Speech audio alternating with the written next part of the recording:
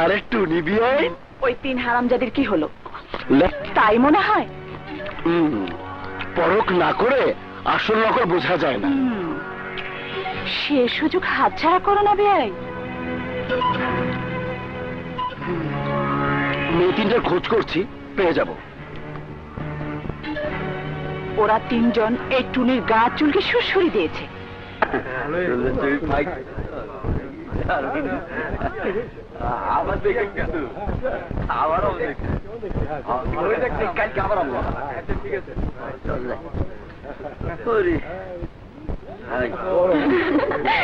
ছবিটা খুব সুন্দর, তাই না? আমার শেষটা তো দারুণ লেগেছে। তোর কেমন লেগেছে? কি গাড়িটাই তো কিছুই নেই। এখন চল সামনে দেখি।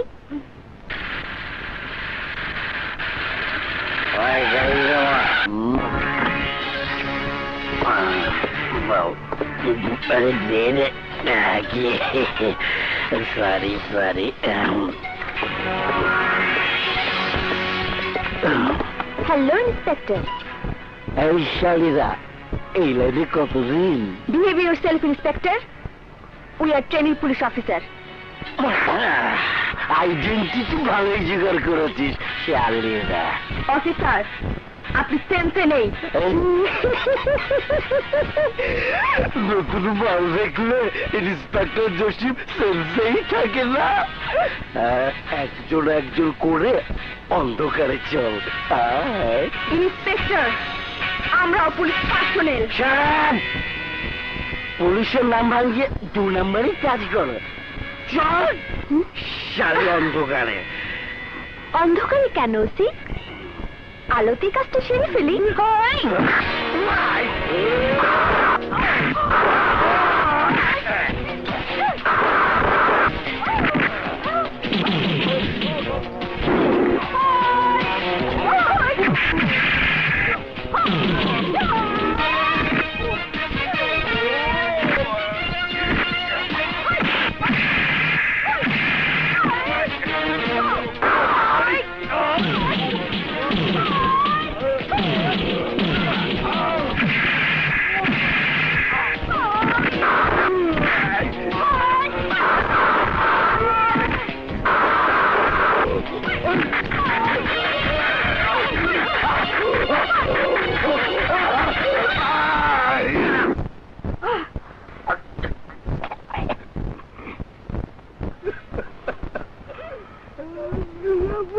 আমার শালারে হালকে করলো, তার এত বড় বুকের ফাটা।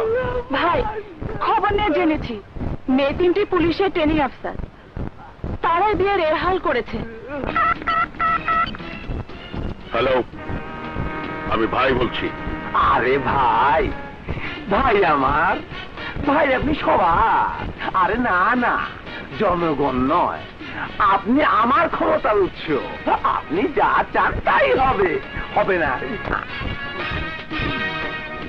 একজন পুলিশের চিন্তা করা উচিত ছিল। তোরা পুলিশ অফিসার হতে যাচ্ছিস, আর আর অলরেডি সে পুলিশ অফিসার। পুলিশ অফিসার বলে সে মাথা কিনে নেয়নি যে আমাদের গায়ে হাত দেবে। আরে, সাধারণ মানুষকে অসম্মান করার আগে ওদের চিন্তা করা উচিত। ওদের সম্মানের আসনে বসিয়েছে এদেশের মানুষ, এখানে ওদের আমাদের সমান অধিকার। বাজে কথা বলিস না। অস্বীকার করলেই এই সমাজ থেকে ছোট বড় ভেদাভেদ দূর হয়ে যায় না। আরে, লোকে কথায় বলে ওসি আর ডিসি, একজন জেলার রাজা, একজন থানার রাজা। এসব মেনেই আমাদের চলতে হয়। হ্যাঁ বাবা, উপনিবেশিক শাসনামলের এইসব রীতি রস তো আমাদের মেনে চলতেই হয়। বদলে দেবো বাবা, এইসব রীতি রস বদলে দেবো। তোরা বদলে দিবি ঔপনিবেশিক আমলে রেখে যাওয়া রীতিরাজ? হ্যাঁ বাবা, আমরা এই দেশের চেহারা বদলে দেব। ট্রেনিং শেষ করে পুলিশ অফিসার হিসেবে জয়েন করতে দাও। তোরা তোরা কেউ জয়েন করবি না। কেউ না। কেন বাবা? নুরি, কেন জয়েন করবে না? ওদের বল, বল, আসল কথাটা বল।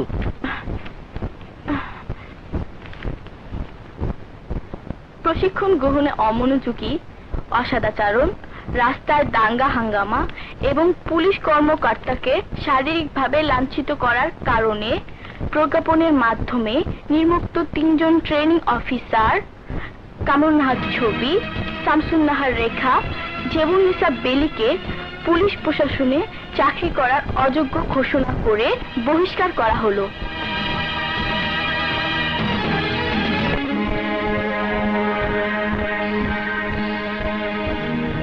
চাকরিটা হারালাম, এখন আমরা কি করব? চাকরি হারিয়েছি, শিক্ষা তো হারাইনি। আমরা অন্য জায়গায় চেষ্টা করব।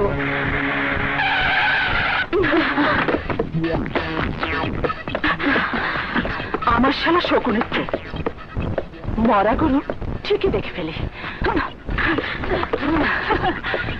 আমার ভাই তোদের চাকরিটা খেয়ে ফেললো। চাকরি হারিয়ে মক্কেল ধরার জন্য রাস্তায় বসে আছিস? আমার সাথে চল, অনেক অনেক মক্কেল পাবি।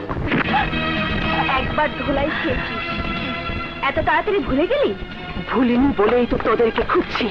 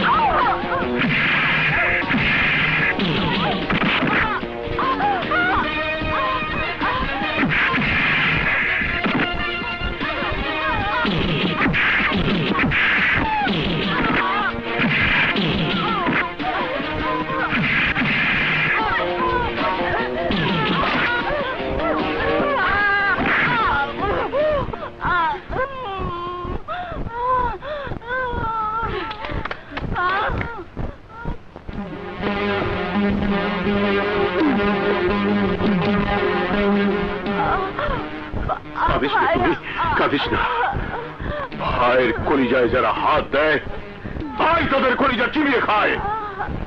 বল বল, কারা তোর গায়ে হাত দিয়েছে? বল কারা? আমরা।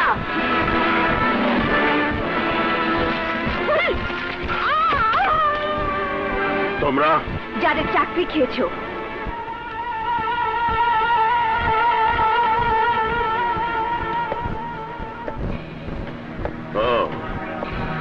তোমরাই সেই মেয়ে? হ্যাঁ, আমরাই সেই মেয়ে। এবার আমাদের খাওয়ার পালা। ভাই এমন কাউকে দুশ্মন হিসেবে বেছে নেয় না যারা সামান্য আঘাত সইতে পারে না।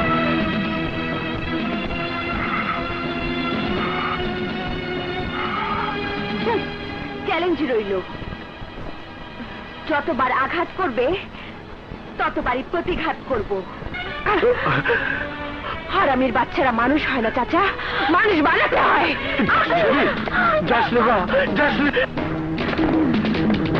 না না, মাল ওখানে যাবে না ভাই, টাকা দিলে মাল যাবে। বাস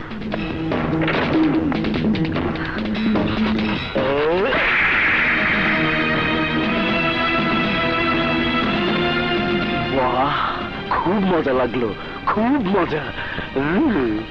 জিজ্ঞেস কর এই থাপ্পড়টা তোকে কেন মেরেছি? আমার ইচ্ছে পূরণ করেছিস, কর্তব্যরত সৎ পুলিশ অফিসারের গায়ে হাত তুলেছিস। জেনে নেব, সব জেনে নেব। বেঁধে ফেল চালিকে।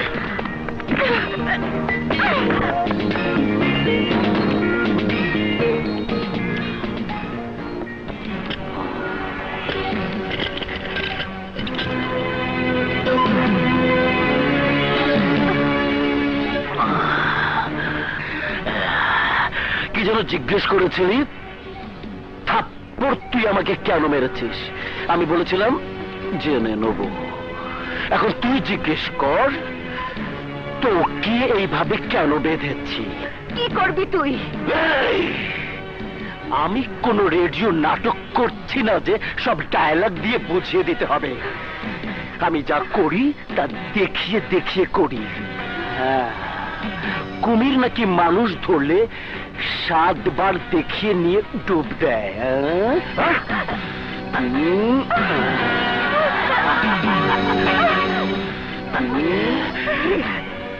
আমার মধ্যে একটা বিকৃত রুচি আছে, চেনা তরিকে মোটেও মজা পাই না।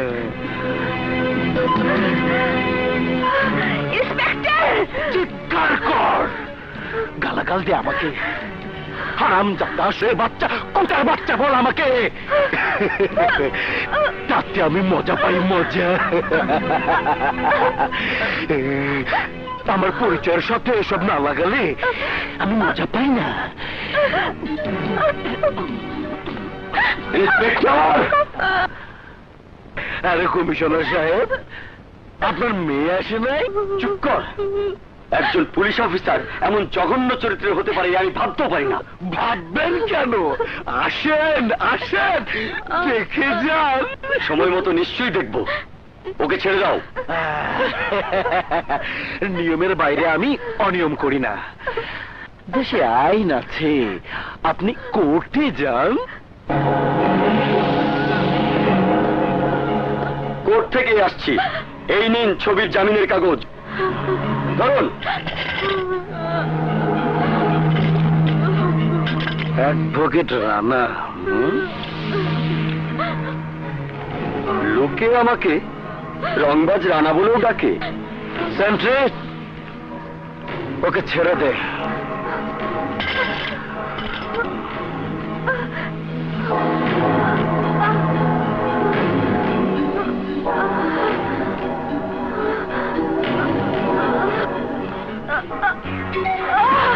তুই আমাকে লাশ বানিয়েছিলি, আমি তোকে ঘাস বানিয়ে ছিঁড়ে ছিঁড়ে খাবো।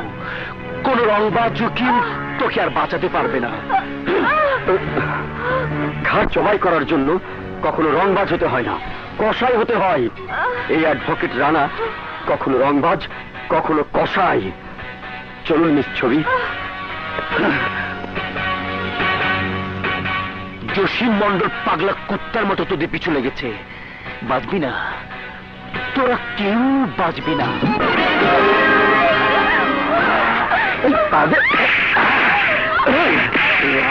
বোঝে কেউ পাগলের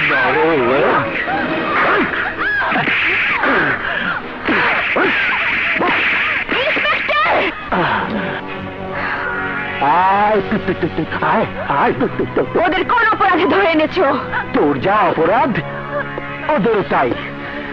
একজন সাংবাদিকের মেয়ে, আরেকজন ওয়ার্ড কমিশনারের মেয়ে। ইন্সপেক্টর, ওদের ছেড়ে দাও। আরে বাহ, একদম আমার বসের মতো হুকুম করছিস। বেশ তো, তুই থাক, ওরা যাক। দুজনের পরিবর্তে একজন দিয়ে পুষিয়ে দেব। তুমি এবার চলো, কমিশনার থেকে খবর দে। চল।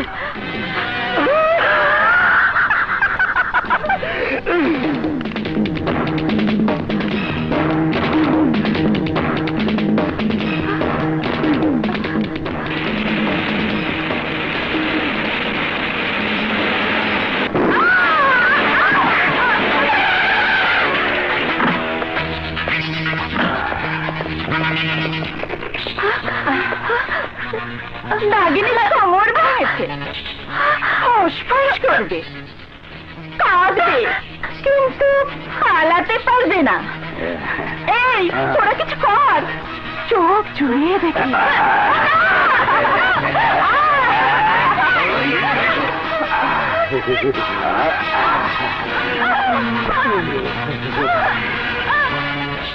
এই শালিকে উঠা, গাড়ির মধ্যে নিয়ে চল, দেখবো।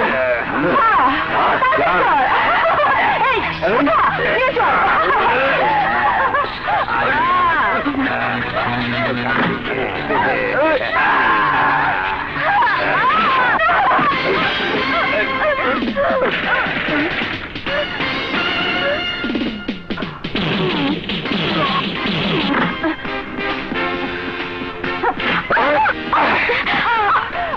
মেয়ে বলে আজ তুই রেহাই পেয়ে গেলি।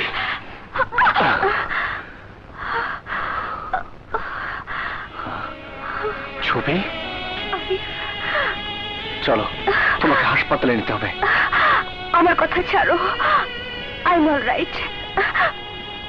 বেলিয়ার রেখাকে বাঁচাও, ইন্সপেক্টর জসিম ওদের মেরে ফেলবে। আমি খবর পেয়েছি, ব্যবস্থা হচ্ছে, চলো। বস, তাহলে আসি? আসবেই তো, তোমরা বলে ক্যাডার, যাবে আসবে, যাবে, যাও যাও। ওকে বস।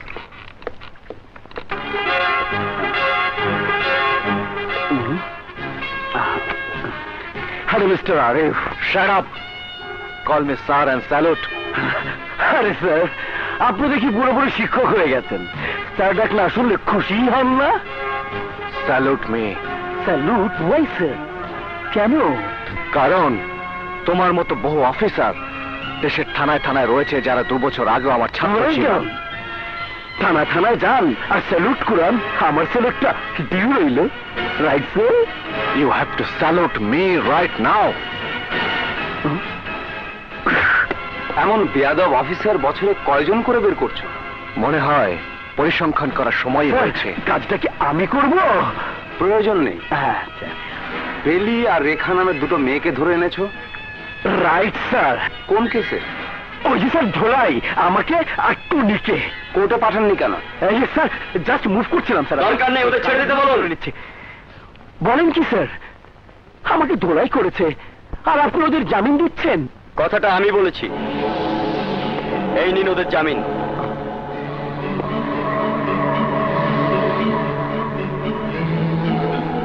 রংবাজ অ্যাডভোকেট।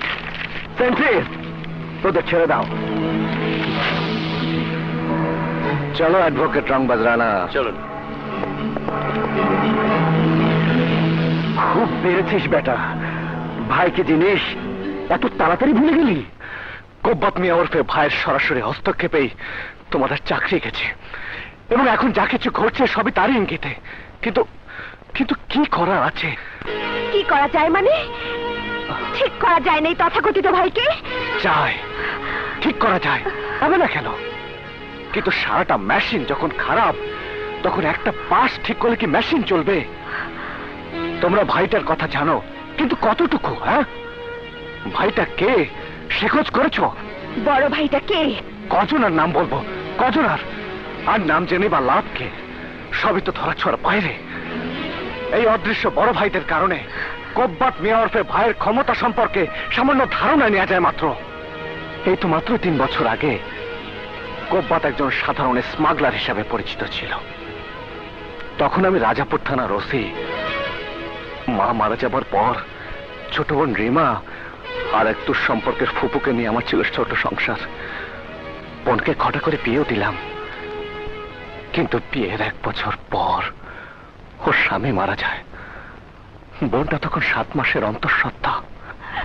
এভাবে খাওয়া দাওয়া ছেড়ে দিলে তো তুই বাঁচবি না মা। আমার বাঁচতে কোনো ইচ্ছে করে না ফুপি। কি হবে আমার জীবন দিয়ে?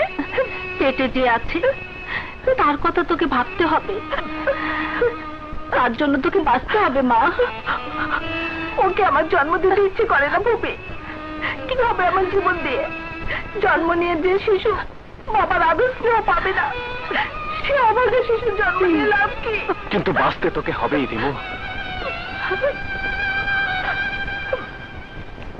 তোর পেটের সন্তানের জন্য তোকে বাঁচতে হবে। সন্ত্রাসীরা ওর বাবাকে মেরে ফেলেছে, কিন্তু তুই পেটের সন্তানকে মেরে ফেলে সন্ত্রাসী মা হতে পারিস না। ওকে দুনিয়ায় আনতে হবে। ও হবে তোর স্বামীর স্মৃতির চিহ্ন।